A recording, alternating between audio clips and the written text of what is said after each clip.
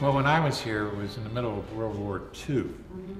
And at the time, we had the A-12 Army program.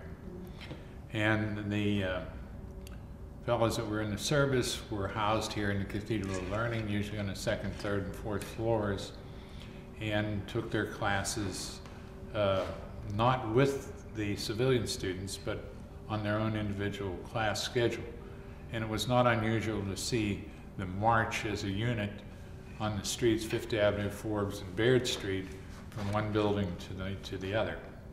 One of the impressive things was to see them on Saturday morning when they had a review. Shenley Plaza was totally open, and you would have 4,000 uniformed troops aligned there on Saturday morning for their review. So at the time as well, Pitt had no dormitories. And some of the students lived in private homes, and practically everybody rode the streetcar from wherever to Pitt to attend class. Well, actually, we did have fun, even though we were busy, and I would say that at least half of the people in my law class were employed on some basis while they were in school. But you mentioned basketball. We had an intramural basketball league in the law school. And I forget where we played. I have no idea where that was, but we did play basketball. And occasionally I still see at St. Paul Cathedral one of my classmates with whom I play basketball. I think in those days they had a gym downstairs here in It may have been, I really can't Cathedral of Learning, and then there was also... There was a gym in the basement of the cathedral? Yeah, and there was also a basketball court up at Trees, which was up on the hill. I think I did most of my studying at home, or when I was in transit on the trolleys, but not too much studying here, like in the Commons room, as a lot of the kids still do now. Well, I was living with my family at that time as well, and my father fixed a corner in the basement with a large desk and some bookshelves, and that's where I would do most of my study. But at the same time, as I was teaching at Duquesne University, I would spend a lot of time in the faculty offices for our department. At that time, the offices were in small former residences on the bluff, and each department would have a couple of rooms in one of those buildings, and that's where that I was also driving back and forth constantly, parking across the street. I was an advisor to Delta Sigma Pi, which is an international business fraternity. And I spent some 20 years with them being an advisor. And of course, I had to become a member and go through the ropes and whatnot, but that was an interesting experience. They had interfraternity dances, as I recall, other social activities that revolved around teas. And the ladies used to always have teas of some sort in the Commons room. I remember those.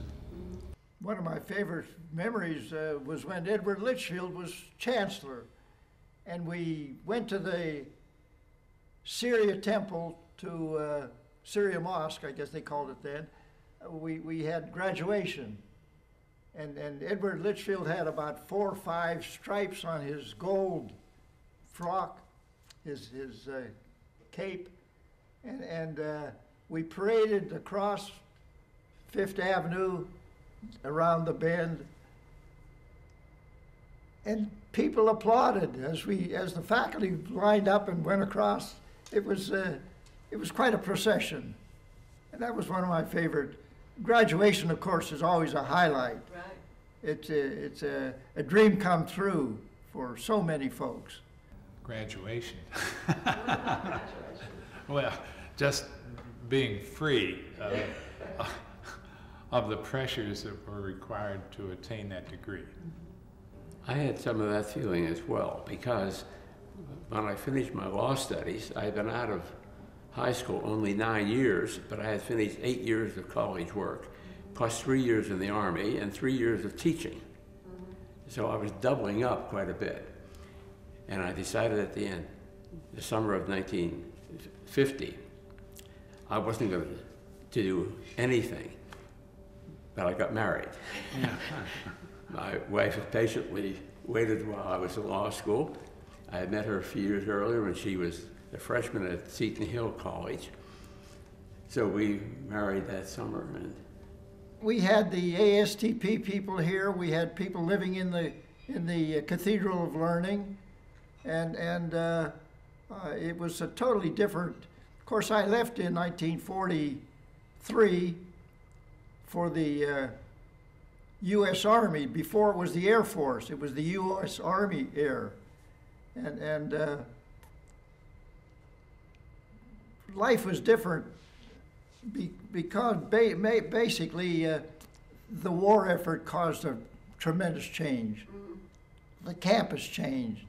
It was a much more serious group of people in the post-war period. First of all, it was a much happier time because the war was over. I mean, you can't really appreciate how happy people were when the war was over. So those ex-GIs who came in on the GI Bill of education were serious students, and like Mr. O'Donnell says, they are concerned with getting on with their education, getting on with their life. So it wasn't all the frivolity maybe that you would experience in an ordinary peacetime college atmosphere. We didn't have dormitories, and therefore they didn't have dormitory food. And you made reference to the tuck shop, and that's, you know, if you had a chance, that's where you got your noontime lunch. Some of the kids carried their lunches. That was not unusual. So in the evening meals, we're back home. well, it's interesting, the streetcar, I think I had mentioned to you, Doctor, before this began. When I began college, my family lived in East Liberty, and we would take the streetcar to class coming right down Fifth Avenue. And Duquesne was the fifth college, having gone first to the Pennsylvania College for Women, Carnegie Institute of Technology, the University of Pittsburgh, Mount Mercy College, and then Duquesne. And we would have students from all of these schools on the streetcar every day, and we became familiar with those people.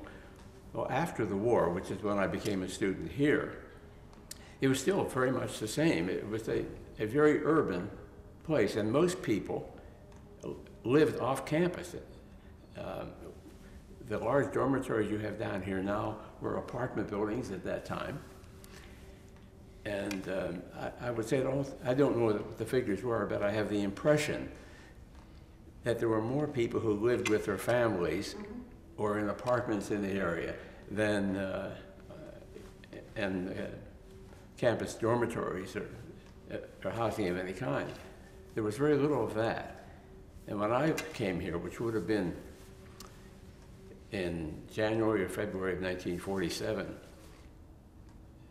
it was, there were so many former service people like myself, and we were just eagerly finishing our preparation for adult life, that it wasn't a typical university experience. We were a few years older than we would have been normally in college, although it was a happy time.